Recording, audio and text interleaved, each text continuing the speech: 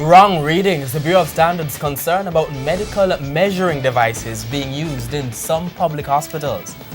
Good evening and thanks for joining us for Primetime News on air and online at onespotmedia.com. I'm Archibald Gordon. And I'm Lorraine Samuels. Also this evening, the government's projections on tax revenues this fiscal year. The Information Minister addresses concern about his office. Maypen addresses the problems that caused the town to flood. New crime initiative in Manchester. Then in the financial week, the VMBS Group's new CEO's plan. There's also sports commentary, e-prime and weather in the primetime package. But before the break, the feedback question.